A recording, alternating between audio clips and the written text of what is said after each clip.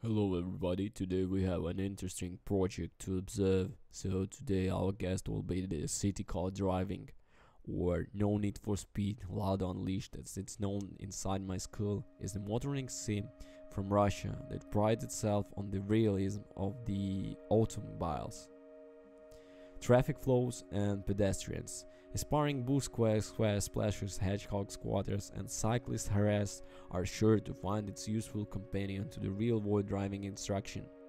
Qualified drivers with the sim sympathies should warm to, as it captures the feel of urban motoring in a winter and nighttime condition uncommonly well. The CSCD is the most structured and Scholmar's in career mode.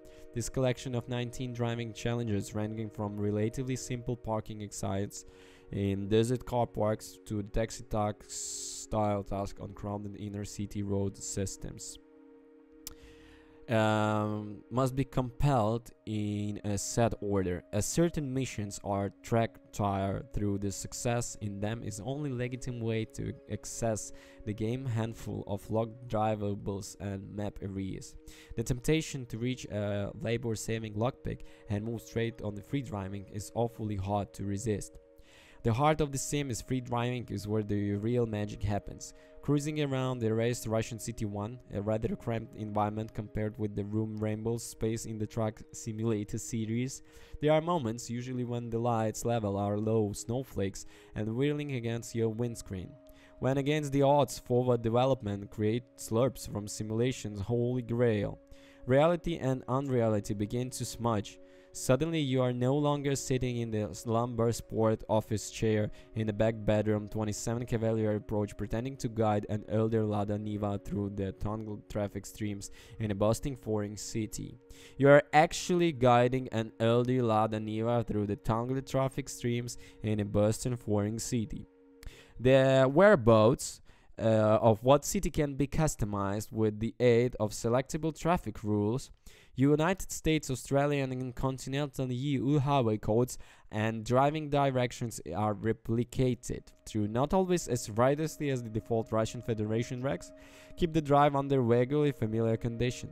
I've been masquerading on the Aussie road for the most of the past week, while the traffic behavior is plausible, occasional inappropriative reprimands from the optional driving instructor suggested the game isn't entirely comfortable with the continent ship. Seeing landing left or right on leaving a road about its times, sometimes being told I've been used a wrong indicator and turning the T junctions occasionally generates a brief but alarming "you're traveling in the forbidden direct" message. Aware that the freedom of free driving could begin to pall after a while, the devs provide an optional road generation mechanism that spews out random destinations from the time to time. It wouldn't take much time to turn this into a fully full taxi mode, but I quite like the vagueness of the current implementation. While I'm making my way from point A to point B, during the recent days I've delivered beer, driven a mobile library, and taken an elderly tourist around the places he knew and loved as a child. Last night, at the wheel of the Route 2203 minibus, things look a darker dystopian turn. I was the secret policeman dropping snatch squads at the sites of anti-government demonstration.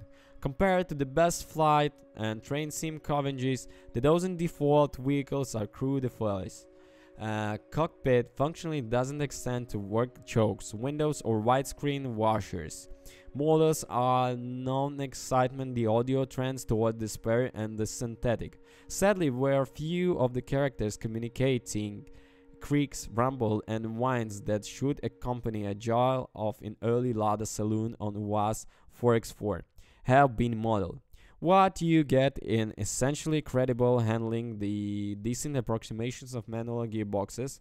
As I observed the first time of late prior to CCD in the one-door driving derivations in which you can embarrass yourself by A. lurching into the bollards after forgetting your left vehicle in the gear, B. styling at the traffic styles after attempting to put away in the third, and C. gunning the entire groomsly after failing to lift the throttle during gear changes.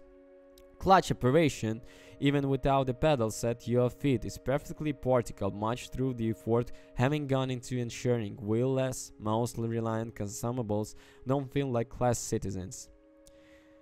Well, actually, city car driving is mesmerizing, but when you're surrounded by rush hour impatience, when your widescreen is full of wide stream tall lights, giant pop-up glow worms and breathing down your neck, and the city is wearing a mantle of inside ermine, CCTV force like a blizzard, mirror, signal, lane change, gear change, accelerate, brake, grid change, mirror, signal, accelerate, lane change. It could be so perfect. But with the threat of erratic AI drivers and pedestrians even present, relaxation never slides into the response. If you enjoy low-key wind down sims like Train Simulator and American Truck Simulator, I'd be surprised if you didn't also end up enjoying the city car driving. Thank you for watching. All the links on the description. Have a good one. Bye bye.